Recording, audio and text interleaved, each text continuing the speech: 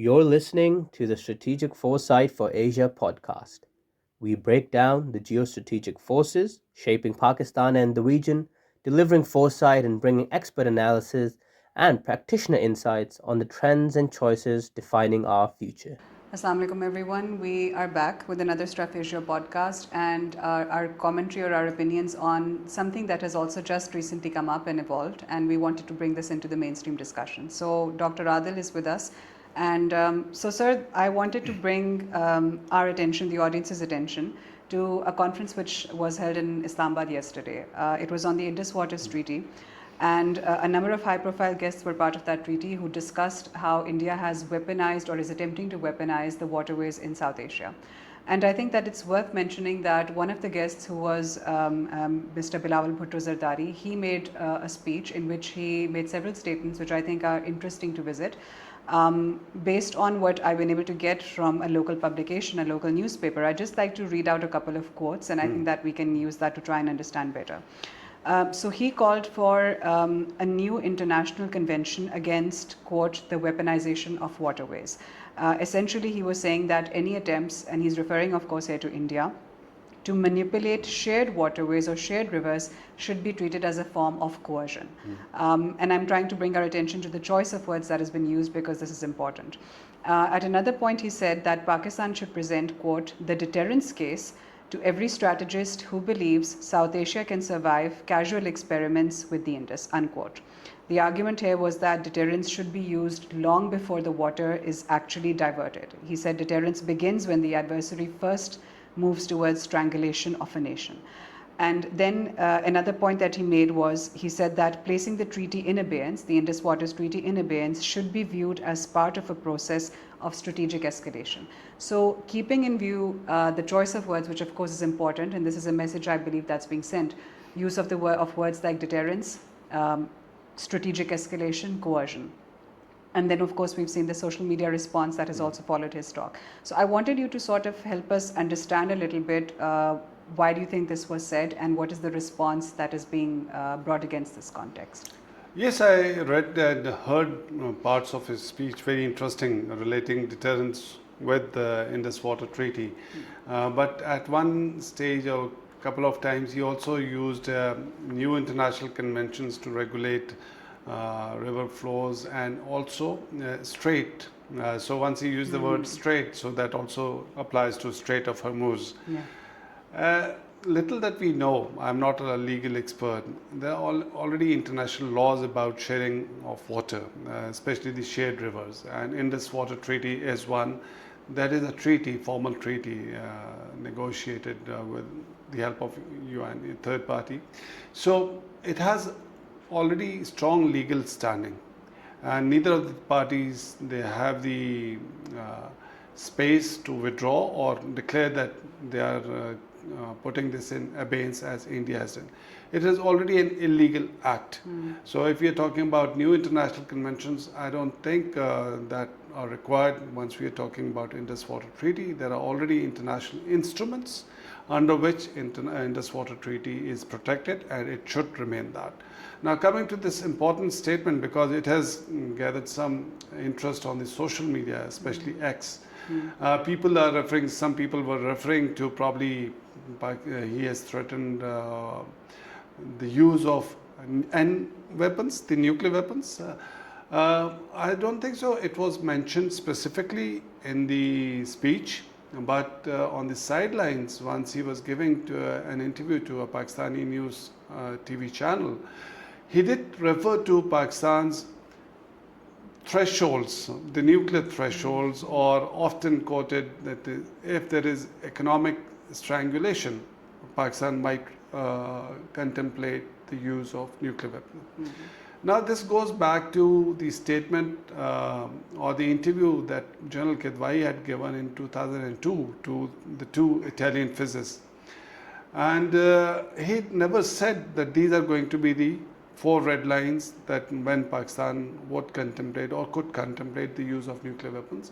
But in a conversation, as I understand, the subsequent explanation that he had given, that they were probing what could be possible conditions under which Pakistan might consider or contemplate the use of nuclear weapons. So this was 2002, and we were a very young nuclear weapon state, and definitely it was just after 2001 and 2 military crisis with Pakistan. So this paper was published in 2002.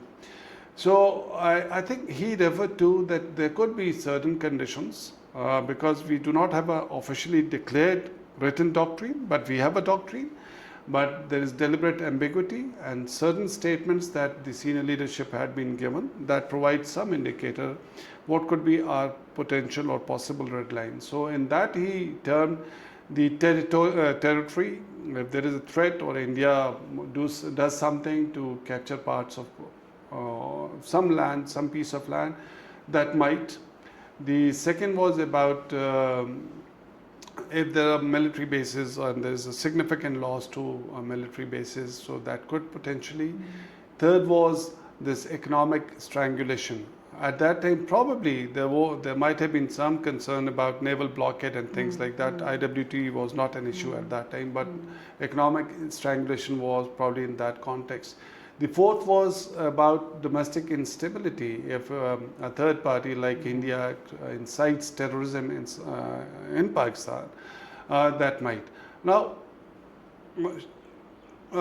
narrating or indicating Pakistan's resolve, it never meant that Pakistan will use nuclear weapons if these conditions are met.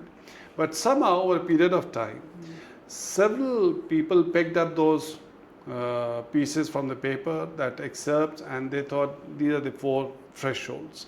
Subsequently, no one amongst the senior hierarchy, they alluded to those 4 thresholds.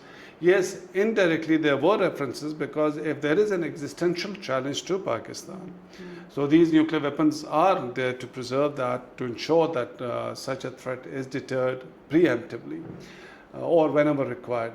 So in that context, now in 2025, interestingly, the most recently, General Qidwai, in one of his speech, because whenever he makes a speech, he's still advisor to National Command Authority, it has a certain weight, and it is kind of signaling to the rest of the world and to the adversaries as well.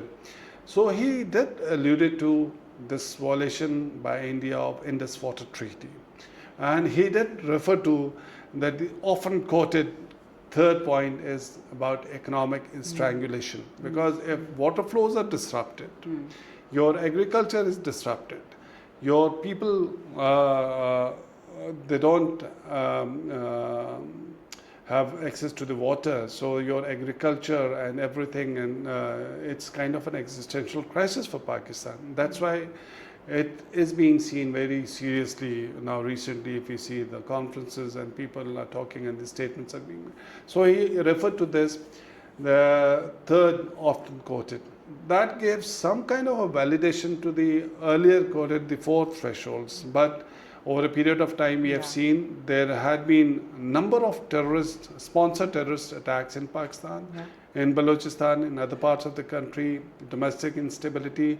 Pakistan never ever threatened any other country in response, because a number of which were attributed to India, actually, with evidence. Absolutely, with evidence. Yeah. So that in a way kind of shifted the focus away from the 4 thresholds. But now suddenly the political leadership and the statement or some remarks, the word used, deterrence word being used by Bilawal Bhutto, again now, and again alluding to that Pakistan has always said if there is economic strangulation, that would be an existential challenge for Pakistan, and Pakistan reserves the right to use all possible options, of course diplomatic, legal, including military, and these statements have been made. So once we talk about military, it doesn't mean that you're going to drop a nuclear bomb over there, but it demonstrates the resolve that you are ready to take military action,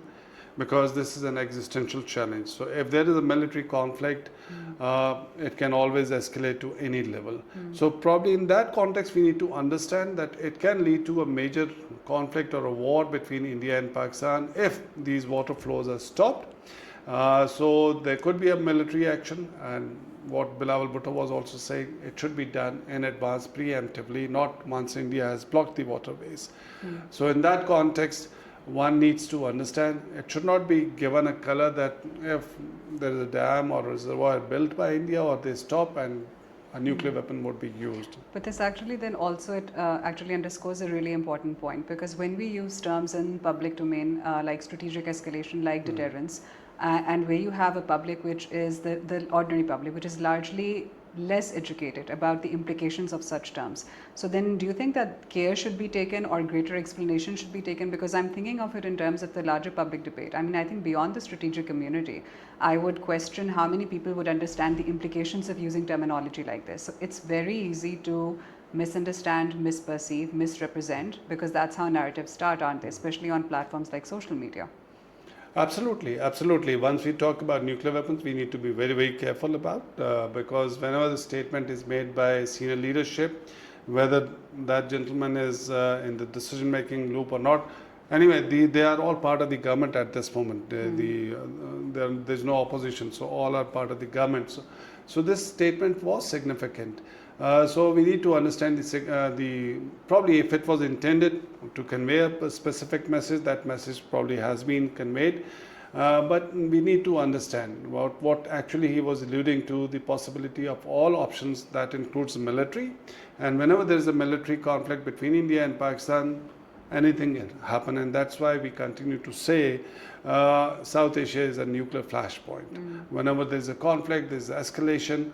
There could be a possibility of uncontrolled escalation, so we need to be very cautious. So that was a message to the rest of the international world that if our neighbor is hell-bent on destroying Pakistan, or if they think that they can strangulate Pakistan, so Pakistan will not accept that. We will act, and that action could be anything. And just really quickly, how do you think, because you mentioned, of course, the international community, this message was for a broader audience, it was at a very public forum.